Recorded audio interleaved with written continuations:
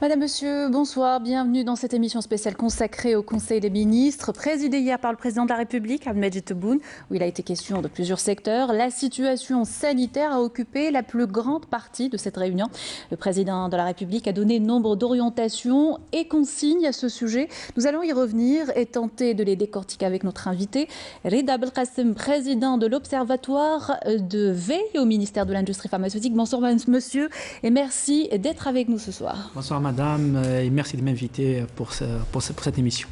L'actualité oblige, on commence par la vaccination contre le Covid-19. Elle est renforcée en prévision de la rentrée sociale et scolaire. Et à cet effet, 2 millions de doses de vaccins chinois sont arrivées avant-hier dans le pays. Et lors du Conseil des ministres, le président de la République a mis l'accent sur l'impératif d'accélérer le projet de production de vaccins en Algérie. Comment cela va-t-il s'organiser, monsieur Belkacem?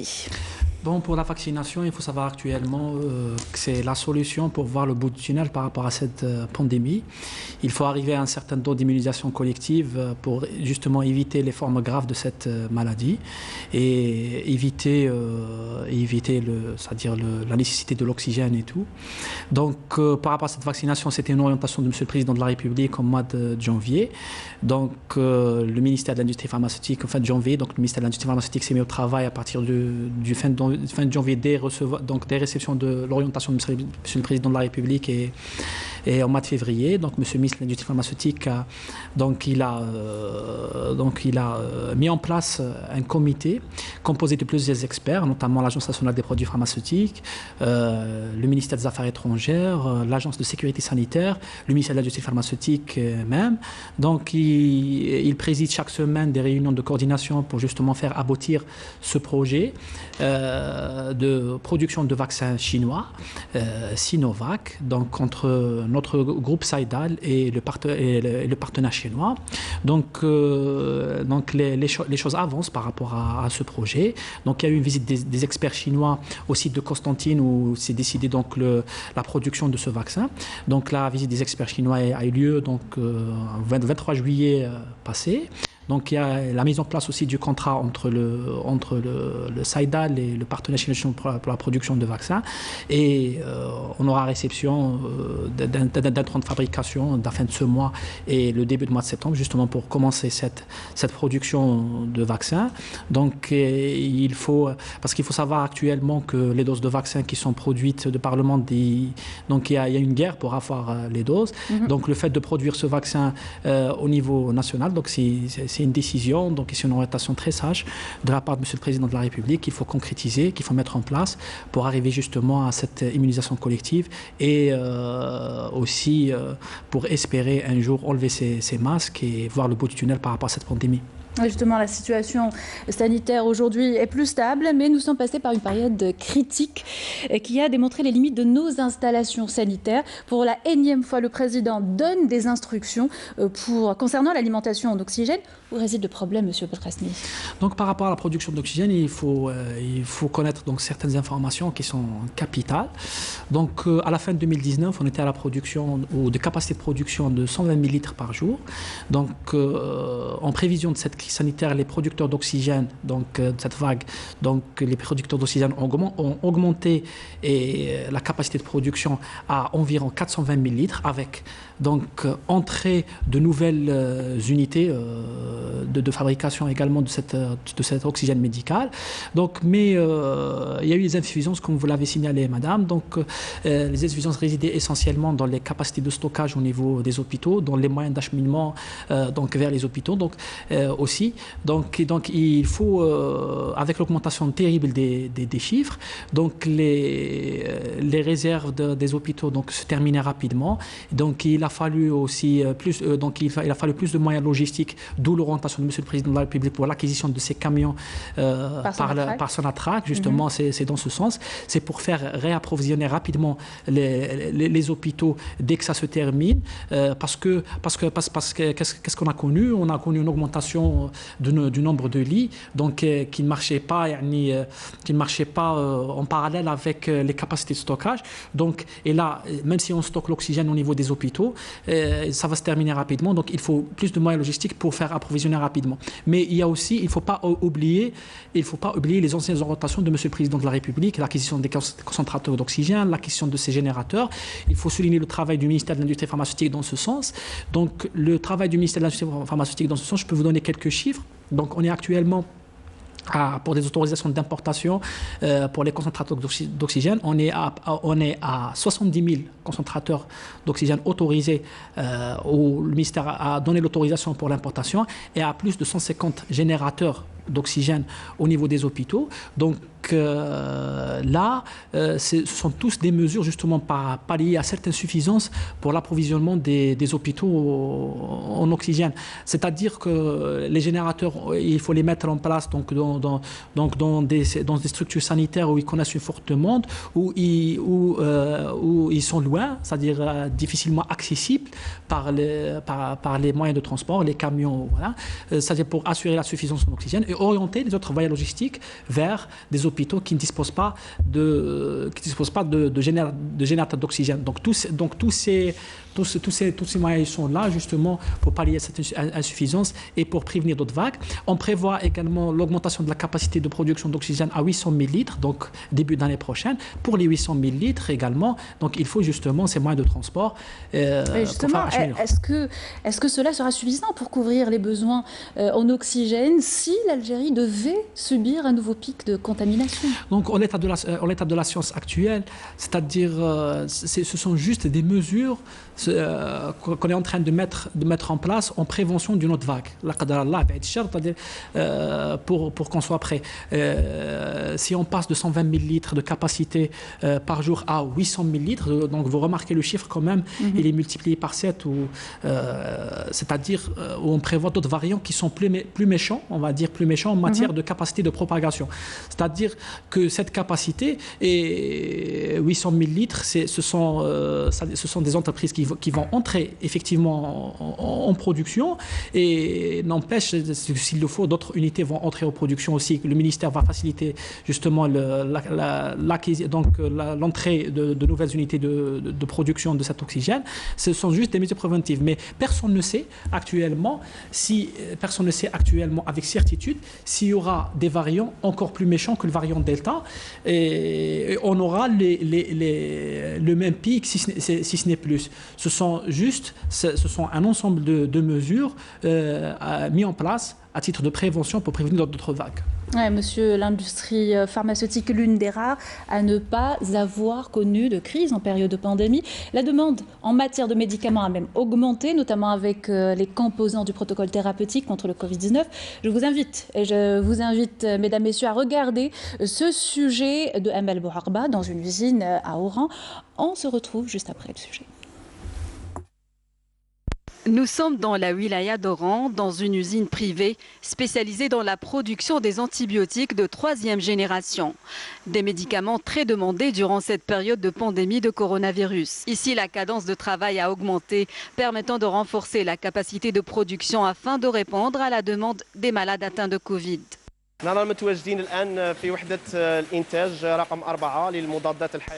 Nous sommes dans l'unité numéro 4 de production d'antibiotiques de type Cifotaxime injectable, destiné aux hôpitaux. Ce médicament fait partie de la classe thérapeutique céphalosporine de 3e génération. Dans le cadre du traitement du Covid-19, le protocole sanitaire préconisé par le ministère de la Santé est basé sur les antibiotiques et les corticoïdes pour répondre à la demande de plus en plus croissante. Nous avons mis en place un système de brigade qui travaille 24 heures sur 24 et 7 jours sur 7 et même durant le week-end. Et face à la situation sanitaire exceptionnelle due à la pandémie du Covid-19, tous les moyens humains et matériels ont été mobilisés dans cette usine, dans le respect des bonnes pratiques de fabrication et des normes internationales. Les réactifs, tout ce qui est les HPLC, les instruments, sur des normes internationales. Il y avait une pénurie de céphalosporine injectable, mais dans notre usine, nous produisons en grande quantité ces antibiotiques, ce qui nous permet de satisfaire la demande dans toute la wilaya d'Oran. Cette usine de production d'antibiotiques couvre toute la région ouest du pays, de quoi satisfaire le marché local et réduire de manière significative la lourde facture d'importation. Donc, comme nous venons de le suivre, des médicaments fabriqués localement qui entrent dans le traitement du Covid-19, la production couvre-t-elle les besoins du pays, M. Belkacemi? Oui, donc pour garantir justement une souveraineté sanitaire, comme vous remarquez actuellement dans ces conditions actuelles, tous les pays ferment leurs frontières par rapport à leurs médicaments. Donc, et là, on a remarqué quand même que certaines usines de matières premières qui fournissent tout le monde, ils ont été touchés par cette pandémie. Donc là, l'impact il sera sur le monde entier et les gens qui produisent des produits finis, donc ils n'arrivent pas à assurer leur autosuffisance. Donc autant qu'ils se limitent à leur territoire. Donc c'est le même chemin qui a été emprunté par l'Algérie. Donc c'est l'Algérie actuellement, donc elle est dans le chemin justement d'assurer une fabrication nationale qui couvre les besoins du marché. Parlons par exemple actuellement par rapport à la Covid. Par rapport au protocole sanitaire justement qui a été cité dans l'interview, donc il englobe à peu près 16 à 17 médicaments avec différentes... Principalement des antibiotiques. Principalement des antibiotiques, des corticoïdes, des antalgiques, des vitamines et aussi des anticoagulants, donc la plus importante. Donc seulement, donc sur ces 17 ou un peu plus de ces molécules, avec différents dosages bien sûr, seulement 2 qui sont importés. Donc vous voyez un peu madame, donc par rapport à la fabrication nationale. Donc la fabrication nationale, elle assure la majeure partie justement de ces médicaments, de ces médicaments Covid. Et de manière générale, on a 247 médicaments strictement importés. Quand je dis médicaments, je raisonne, madame, en fonction de la dénomination commune internationale, c'est-à-dire pas au nombre de produits. Je vous explique par un simple exemple. C'est-à-dire si on a par exemple un exemple, le paracétamol, donc il est produit par 3 ou 4 opérateurs ou fabricants. Donc, moi, je compte le paracétamol comme un médicament, donc la molécule comme un médicament. Donc, si je fais ce comptage, donc ce qu'on appelle la dénomination commune internationale, on est à 247 dénominations communes internationales strictement importées. Par contre, plus de 1100 dénominations, ils sont fabriqués localement, ce qui est un peu une part de 78% actuellement de médicaments fabriqués localement en nombre de médicaments. Donc, là, la fabrication nationale, elle est à encourager. Par exemple, si on prend l'exemple actuellement, par exemple, des héparines de bas part moléculaire, prenons les enoxaparines, fortement demandées actuellement par rapport à cette crise de Covid, où il y a une tension actuellement sur ce produit, mais la tension n'est pas due au manque de production. Et il y a un fabricant local qui fabrique cette molécule et qui a augmenté sa capacité de fabrication, et on a réduit la facture d'importation par rapport à cette catégorie de médicaments. Par exemple, on avait des besoins de 8 millions d'unités durant l'exercice de 2020 en molécules d'enoxaparine. Notre fabricant local, il a fabriqué 10 millions d'unités en 6 mois. Pas en une année, en 6 mois. Il prévoit encore de fabriquer 15 millions d'unités supplémentaires d'ici la fin de l'année, ce qui fait la somme de 25 millions d'unités. Donc là, c'est un exemple, mais quand même, on a donné quand même une petite part à l'importation, justement, uniquement pour sécuriser le marché. Mais justement, Monsieur Belkacemi, comment faire mieux, comment réduire l'importation et ne plus les importer du tout, si on part du principe que l'industrie pharmaceutique est une industrie prometteuse et l'un des principaux marchés de la région Afrique-Moyen-Orient, grâce à une croissance économique, une croissance soutenue depuis près de 15 ans, qui atteint 8% chaque année. Oui, justement, le but, c'est d'arriver à une sécurité sanitaire, c'est d'arriver à une production locale à 100%, Inch'Allah, dans les années à venir. Bon, comment dirais-je par rapport à cette problématique, là, le ministère de l'Industrie pharmaceutique travaille pour encourager la fabrication nationale. Les résultats, ils sont là en matière de factures d'importation. On est passé de 2019 à 2 milliards de dollars.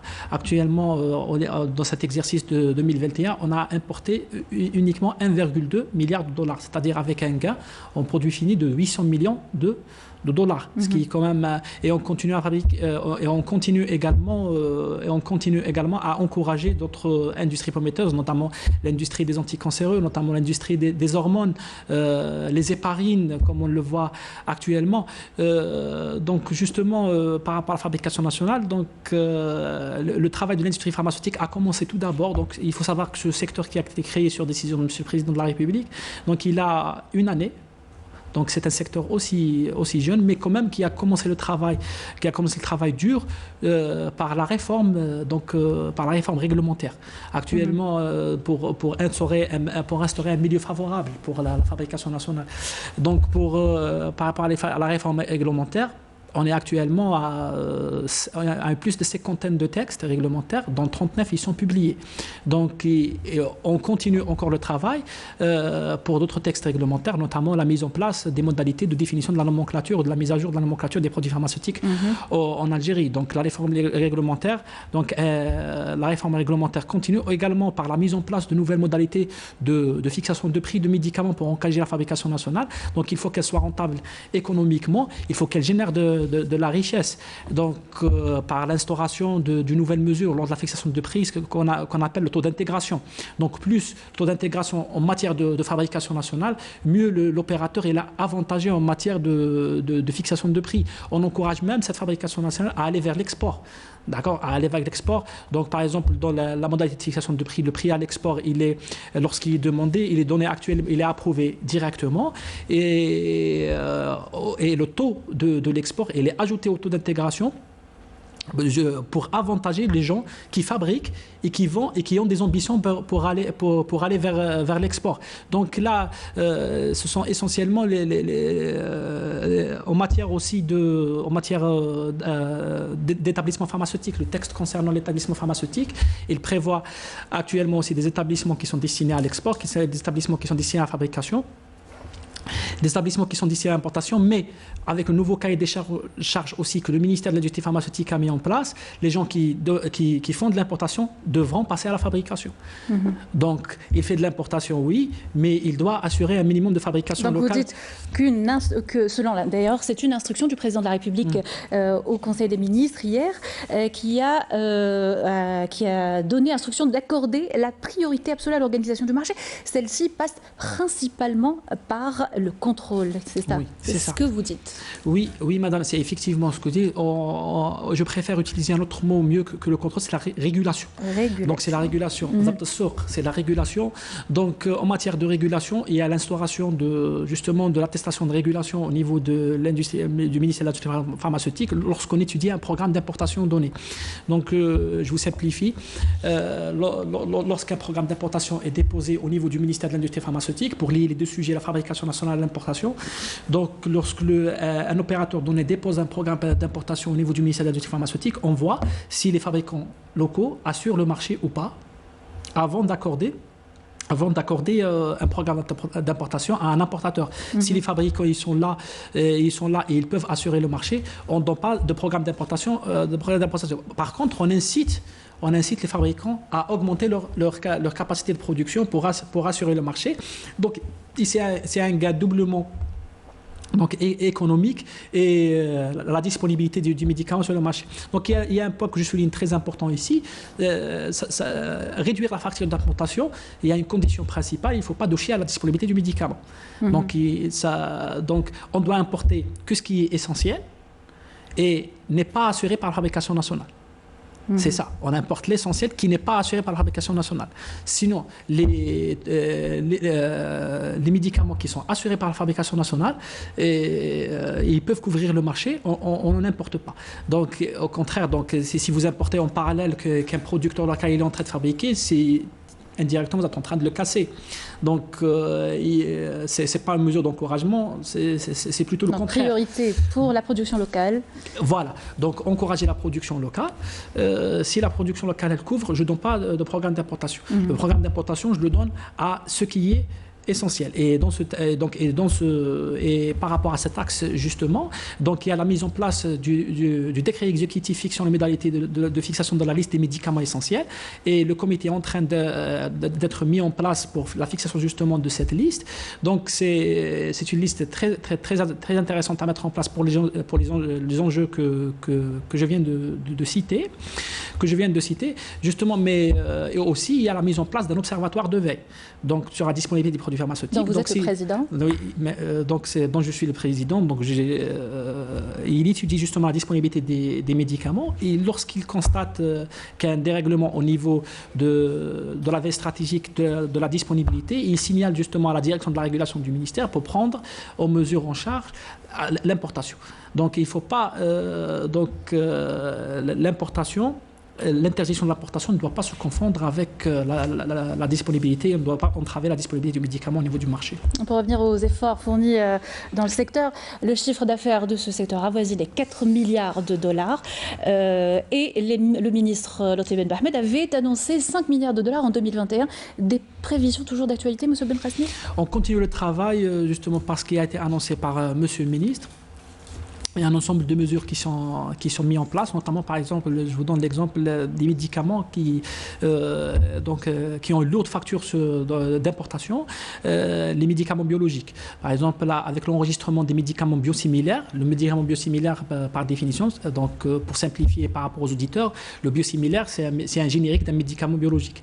Donc le médicament ces médicaments sont très chers, ils coûtent très cher à la facture d'importation. Actuellement, on est à l'enregistrement de 17 médicaments biosimilaires, dont on prévoit un gain d'ici la fin d'année de 9 milliards de dinars, donc à l'état actuel. Donc, et aussi, on continue le travail justement par rapport à l'encouragement de la fabrication nationale et se lancer dans l'innovation.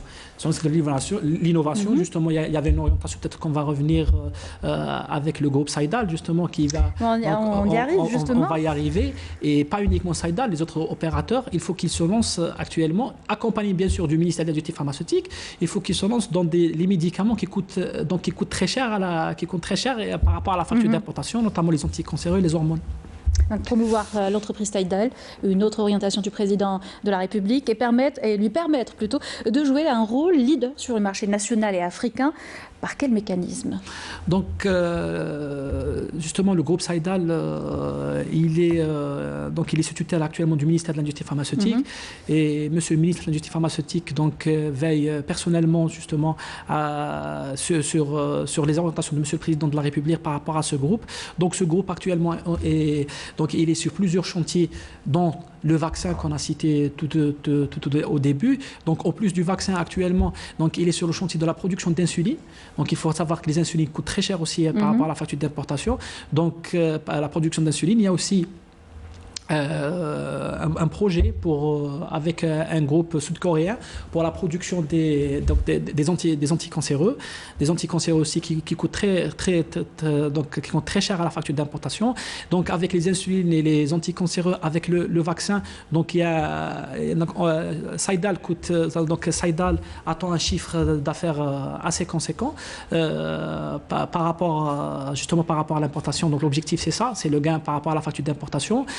Par rapport aussi, il est attendu qu'on doit accompagner Saïdal pour emprunter le chemin de l'export aussi. Donc l'export il est encouragé pour le groupe Saïdal et pour tous les opérateurs pharmaceutiques. Justement par rapport à l'export, il y a le décret qu'on a cité comme l'établissement pharmaceutique qui fixe les établissements pharmaceutiques d'export. Il y a aussi des mesures pour encourager, notamment en matière de fixation de prix. Il y a aussi, il ne faut pas oublier aussi l'Agence africaine du médicament, dont quand l'Algérie a ratifié et a déposé sa candidature pour avoir cette agence africaine au niveau national. Donc il faut savoir actuellement que l'Algérie compte plus de 100 opérateurs qui fabriquent des médicaments. Donc c'est une puissance un peu nord-africaine en matière de production de médicaments. Donc ces opérateurs vont devant. Et donc pour emprunter le chemin notamment vers l'export au marché africain.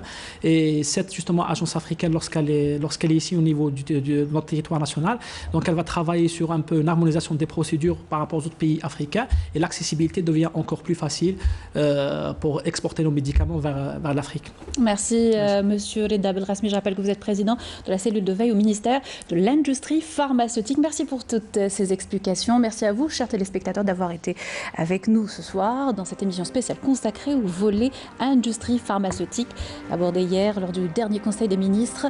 Restez fidèles à nos programmes. Excellente soirée sur Canal Algérie.